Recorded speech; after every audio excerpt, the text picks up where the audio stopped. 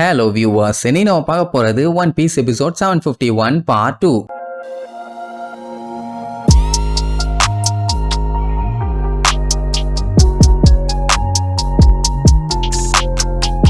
Open பண்ணா நம்ம பார்டலோமியோவை காட்டுறாங்க. அவன் நம்மள கதையெல்லாம் சொல்லிட்டு தேம்பி தேம்பி ஆளுறான். எல்லாம் ஆனந்த கண்ணீர் தான். சுத்தி இருக்கவனுங்க எல்லாம் வாயை பழுந்துக்கிட்டு ஆன்னு ஏப்பானுங்க. அப்புறம் ரோபினை பத்தி சொல்லுவான். அவளை சின்ன வயசுல இருந்தே டீமன் சைல்டுன்னு சொல்லுவாங்க. ஏன்னா அவ கிராமத்துல அவளை தவிர எல்லாருமே இறந்து போயிட்டாங்க. அவ அலபாஸ்டால முன்னாடி குரோக்கடைல் கூட இருந்தா. அவனை லூஃபி காலி பண்ணதுக்கு அப்புறம் லூஃபி கூட வந்து சேர்ந்துட்டான். ஜாயின் பண்றப்போ எனக்கு போக எங்கேயும் ஆடல, அதனால நான் இங்கதான் இருக்க போறேன்பா. லூஃபி அப்படியா, ஏன் எதுக்குன்னு எந்த ஒரு கேள்வியும் கேட்காம ஓகேன்னு இருப்பான். அடுத்து நம்ம பிராங்கி சிட்டி ஆஃப் வாட்டர்னு சொல்ற வாட்டர் 7 சேர்ந்தவன். கப்பல் ரெடி பண்றதுல அவன் தான் மாசுன்னு வைங்க. அந்த டைம் கரெக்டா நம்மளும் கப்பல் ரெடி பண்றவன் ஒருத்தன் தேவைன்னு சுத்திட்டு இருந்தாங்க. கரெக்டா இவனும் நம்மளுக்கு கூட நல்லா சிங்க் ஆகி அவனுமே நம்மளுக்கு கூடயே வந்து சேர்ந்துக்கிட்டான். இடையில தான் ரோபின் ஒரு தில்லாலங்கடி வேலையை பண்ணிட்டா. அது அவ ஃப்ரெண்ட்ஸுகளுக்கு எதுவும் ஆயிடக்கூடாதுங்கிற கவலையில தான் CP9லயே போய் சேர்ந்திருப்பான். அண்ட் அது மட்டும் இல்லாம இப்படியே அவளை எல்லாருமே வரட்டிட்டு இருந்தாங்கன்னா அது அவ ஃப்ரெண்ட்ஸுகளுக்கு ஆபத்து. நாளாக இவளை வெறுத்துருவாங்க. இவளனால நல்லா ஃப்ரெண்ட்ஸ் ஆயிட்டாங்க. இந்த நிலைமையில அவளை இவங்க வெறுத்தாங்கன்னா அவளால தாங்கிக்க முடியாது. அதனாலதான் வேற வழி இல்ல, நான் சாகறதான் கரெக்ட்ங்கிற மாதிரி முடிவே பண்ணிட்டா. ஆனா லூஃபி தெளிவா ஒரு சம்பவத்தை பண்ணிட்டான். அதாவது இந்த வேர்ல்டு கவர்மெண்ட்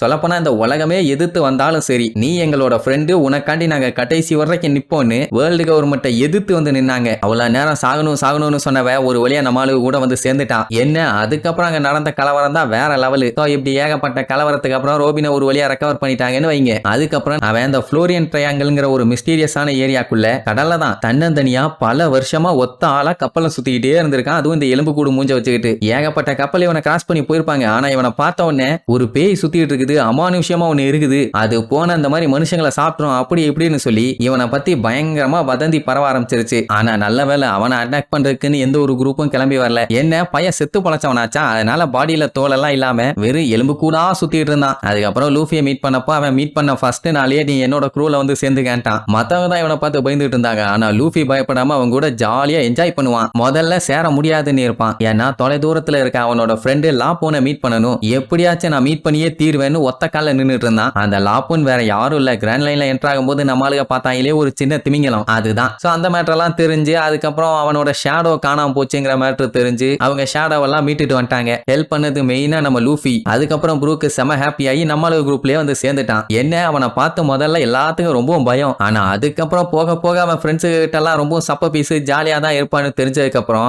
அவனை வச்சு விளையாண்டு தள்ளிட்டாங்க. இப்படிதான் மொத்த ஃப்ரெண்ட்ஸுமே ஒன்னு சேர்ந்தாங்கன்னு கதையை சொல்லி முடிப்பான். அந்த டைமுங்கும் போது பைப்பை திறந்து விட்டானுங்க போல, கீழே பயங்கரமா தண்ணி லீக் ஆயிட்டு இருக்கும். அதுக்கப்புறம் தான் கேமராவை மேல தூக்கி காட்டுறானுங்க. அது பைப் இல்ல, பார்த்தலோமியும் ஆனந்த கண்ணீர்ல அழுதுகிட்டு இருக்கான். அதனாலதான் குடமா கொட்டுது. சரி இவனுக்கு மட்டும் தான் கொட்டுதுன்னு பார்த்தா அங்க சுத்தி இருக்க அத்தனை பேருமே தேம்பி தேம்பி அழுதுகிட்டு இருக்கானுங்க. இவனுங்க இதே மாதிரி அழுதுகிட்டு இருந்தானுங்கன்னா மொத்த கப்பலும் நிறைஞ்சு கொஞ்ச நேரத்துல மூழ்கி போயிடும். இதுதான் இவனுக்கு கிடைச்ச இன்டர்வியூ ரிப்போர்ட். ஆமா சரி, எப்படியோ அவன் க்ரூ மெம்பர்ஸ்க்கு எல்லா கதையும் சொல்லி முடிச்சிட்டான். இதுக்கப்புறம் நம்ம டைம் வேஸ்ட் பண்ணவே கூடாது. எப்படியாச்சும் லூஃபி சென்பாய பத்திரமா கொண்டு போய் ஜோயில இருக்க அவங்களோட ஃப்ரெண்ட்ஸ் கூட சேர்த்திடணும். செய்வீர்களா அப்படின்னு கேட்ட உடனே செய்றோம்னு கத்துவாங்க. உடனே ஒரு மின்னல் ஒண்ணு தாக்கும். அப்படியே பொசுங்கி கருகி பேன்னு கிடப்பானுங்க. லூஃபி வழக்கம் போல முன்னாடி போய் உட்காந்துக்கிட்டு போகலாம் வண்டியை அடிச்சு ஓட்டேன்னு கத்திட்டு கிடப்பான். அப்படியே கட் பண்ணி நேவி ஹெட் குவார்டர்ஸ் காட்டுறாங்க. அதான் புதுசா ரெடி பண்ணாயிலே அந்த ஹெட் குவார்டர்ஸ் தான். அங்க கிசரு கிட்ட ஒயிட் பியர்டுக்கு ஏவோ பைரட்ஸ்னு ஒரு குரூப் இருக்கு. அவங்கள வார்லாடான அந்த எட்வர்ட் வீவிலுங்கிறவன் மொத்தமா காலி பண்ணிட்டானாமா. சரி ஒயிட் பியர்டோட கேப்டன் எத்தனை பேர்த்த இப்ப காலி பண்ணிருக்குன்னு கேட்டா 16 பேரு. இதுவும் மத்த கேஸ் மாதிரி தான். ஒரு பெரிய பேச்சுவார்த்தைக்கு அப்புறம் தான் அவங்களுக்குள்ள சண்டை வெடிச்சு செதறி இருக்குது. அந்த சண்டையில செத்தவங்க மட்டும் 600 பேரு. அப்புறம் அந்த எட்வர்ட் வீவிலால ஏகப்பட்ட கொலாட்ரல் டேமேஜ். அட வேற ஒண்ணும் இல்ல, தேவையில்லாம மக்கள் செத்து போறாங்கல்ல, அதத்தான் சொல்றான். ஆக்சுவலா அவன் வார்லாடு, அதுக்காக ஓகே அவன் என்ன வேணாலும் பண்ணட்டும் அப்படி இப்படின்னு சொல்லிட்டு விட முடியாது இல்ல. எப்படியா போனா இன்னும் பிரச்சனை தான். அண்ட் அந்த எட்வர்ட் வீவிலுங்கிறவன் ஒயிட் பியர்டோட பயாலஜிக்கல் சன்னாமா. ஆக்சுவலா அதை அவனே அப்படி சொல்லிக்கிறான். ஆனா மக்கள் யாருமே அதை நம்பல. இப்ப கிசருக்கு அதெல்லாம் மேட்டரே இல்ல. ஆனா அவங்க அப்பா யாரா இருந்தாலும் கண்டிப்பா அவனுக்குன்னு வேல்யூ இருக்குதுப்பா. ஏன்னா ஒரு பைரட்டா அவங்கிட்ட பயங்கரமான ஸ்ட்ரென்த் இருக்குது. ஏன்னா அவன் போன இடம் எல்லாமே பத்திக்கிட்டு எரியுது. அங்க இருக்க மக்கள்லாம் ஏகப்பட்ட பேர் சாகுறாங்க. அந்த எட்வர்ட் வீவிலுங்கிறவன் சின்ன பையனா இருக்கும் போது கிட்டத்தட்ட ஒயிட் பியர்ட் மாதிரி தான் இருப்பான். அதுதான் அவனுக்கும் இவனுக்கும் காமனான ஒண்ணு. மத்தபடி சொல்லிக்கிறதுக்கு வேற ஒண்ணும் இல்ல. அப்படியே கட் பண்ணி இங்க நம்மாலையில காட்டுறாங்க. ட்ரெஸ் ரோசாவை விட்டு கிளம்பி ஒரு வாரம் ஆயிருச்சு. இவங்க போற வழி பயங்கர ஃபாகா இருக்குது. சுத்தி சுத்தி என்ன இருக்கு ஏது இருக்குன்னு ஒண்ணுமே தெரியல. அந்த டைம் பார்த்தா பார்த்தோமியோ அவனோட குரூ மெம்பர்ஸ்க்கெல்லாம் சீக்னஸ் மாதிரி ஆகி ஒன்னும் பண்ண முடியாம அங்கேயே உட்கார்ந்து முக்கிட்டு இருப்பானுங்க. இதை சரி பண்றதுக்கு தான் அவங்க பாட்டி கிட்ட கேட்டதுக்கு நல்லா சுவிங்கம மென்னு தின்னுங்க கொஞ்சம் நல்லா இருக்கும்னு சொல்லியிருப்பாங்க. அதனால இவனுக்கு தின்னு தின்னு தின்னு தின்னு அந்த மொத்த கப்பலுமே சுவிங்கமா தான் இருக்கும். அட சண்டால பயிலா உசோப்பு பார்த்துட்டு அதுக்காண்டி கப்பலையே நாரடிச்சு வச்சிருக்கீங்களாடா லூசு பயிலான்னு பச்சை பச்சையா திட்டுவான். அப்ப அந்த டைம் தூரத்துல ஏதோ ஒண்ணு தெரியும். அதை பார்த்தா மவுண்டேனா இல்ல மான்ஸ்டரான்னு தெரியலமா. மான்ஸ்டராலாம் இருக்க வாய்ப்பு இருக்காது, மவுண்டேனா தான் இருக்கும். குடிகார பயில ஒழுங்கா பாருன்னு சொல்லி திட்டுனா அவனும் நல்லா உருட்டி உருட்டி பார்த்துட்டு எப்பா அது மூவ் பண்ணுதும்பா. உடனே லூஃபிக்கு சந்தோஷம், எது மூவ் பண்ற மவுண்டேனா அப்படின்னா நம்ம உடனே போய் பார்க்கணும்னு. ஆனா உசோப்பு வேண்டாம்பா, ஏன்னா ஆல்ரெடி இந்த இடமே பயங்கர ஃபாகியா இருக்குது. இதுல வேற இவங்க வேற போய் ஏதாச்சும் டிராப்ல மாட்டிட்டாங்கன்னா அது நமக்கு தாண்டா பஞ்சாயத்து, வீணா பண்ணவனேன்னு திட்டுவானா. அந்த டைம் லா இருந்துட்டு உசோப்ப காடு கொஞ்சம் பொறுமையா இருப்பான், அவனுக்கு நம்மள கடவுள்னு சொல்லிட்டாங்கன்னு செம ஹாப்பி. அது மட்டும் இல்லாம எனக்கு 200 மில்லியன் பெரி பவுண்டிக்கு மேல இல்லன்னு சொல்லும் போது பிராங்கிக்கு செம கடுப்பாகும். கண்டிப்பா நேவி அட்மிரல்ஸுக்கும் இப்ப உன்னை பத்தி தெரிஞ்சிருக்கணுமா, அவனுக்குன்னா பயங்கரமா அள்ளு விடும். அதுக்கப்புறம் அந்த விபுரு கார்டை வச்சு பார்ப்பான், அது அந்த கருப்பா இருக்கே அந்த இடத்த தான் பாயிண்ட் பண்ணுது அப்படின்னு அவனோட ஃப்ரெண்ட்ஸ் எல்லாம் அங்கதான் இருக்காங்கன்னு அர்த்தம். இங்க இவ்வளவு நேரம் ஜாலியா இருந்த உசோப்பு இப்ப செம பீதி ஆயிட்டான். ஏன்னா அட்மிரல்ஸ் எல்லாம் டார்கெட் பண்ணி அடிச்சானுங்கன்னா நிலைமை என்ன ஆகுறது. அண்ட் எல்லாம் ஆல்ரெடி கேள்விப்பட்டிருக்கான், இந்த ஜோக்கு யாராச்சும் இன்வேடர்ஸ் வந்தாங்கன்னா அவங்க எல்லாத்தையுமே இந்த மாதிரி டென்ஸான ஃபாக வச்சு தடுக்கிறதும் தண்ணி அங்கங்கன்னு மாத்தி விடுறதுமா பண்ணுவாங்களாமா. பிராங்கி இருக்கும்போது அதெல்லாம் மேட்ரா,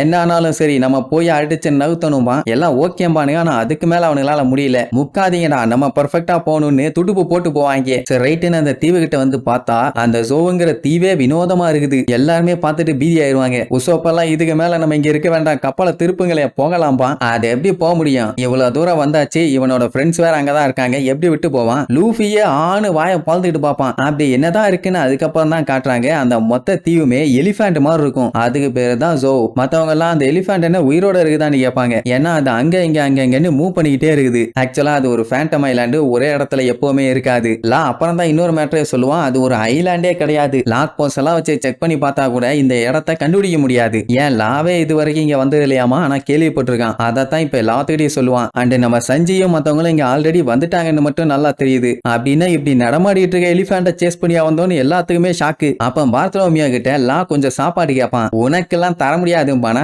எனக்கெல்லாம் இல்ல லூஃபிக்கு ஒண்ணு அப்படின்னா எவ்வளவு வேணாலும் எடுத்துக்க, ஃபுட் ஸ்டோரேஜ் அங்கதான் இருக்குன்னுவான். இங்க கின்னுக்கு பீதி, இதுதான் ஜோனா. இந்த இடத்துல இருக்க மொமனசுக்கே நிம்மதியா இருக்கானா, நல்லா இருக்கானா, அவனுக்கு ஒண்ணு ஆகலையேன்னு கொஞ்சம் கவலை. ஆனா காஞ்சிரோ கேள்விப்பட்ட வரைக்கும் இங்க இருக்கிற ஒரு ஹியூமன் ட்ரைபு ஹியூமன்ஸ் எல்லாத்தையுமே வெறுப்பாங்களாமா. அவங்களால எதுவும் பஞ்சாயத்துலயான்னு கேட்டா லா இருக்குதும்பா. அவங்க தான் மிங்க் ட்ரைபு. 1000 வருஷமாவே அவங்க மனுஷங்க யாரு வந்தாலும் உள்ள வர்றது இல்ல அப்படின்னா அத்தனை வருஷமாவா இந்த எலிஃபண்ட் மேல இருக்காங்கன்னு லூஃபியா அசந்துருவான். அதை விட முக்கியம் அந்த எலிஃபண்ட் 1000 வருஷமா உயிரோட இருக்குது இல்ல. அதுக்கப்புறம் அதை அப்படியே சுத்தி சுத்தி காமிச்சிட்டு ஃப்ரண்ட் சைடு காட்டுவாங்க. அது அப்படியே சைலண்டா நின்னுட்டு இருக்க மாதிரி இருக்கும். பார்க்கவே கொஞ்சம் வினோதமா தான் தெரியுது. சரி இதுக்கப்புறம் இந்த தீவுக்குள்ள போய் நம்மளுக்கு என்னென்னலாம் அட்டுவலியம் பண்றாங்கன்னு அடுத்தடுத்த எபிசோட்ல பார்க்கலாம். டாடா.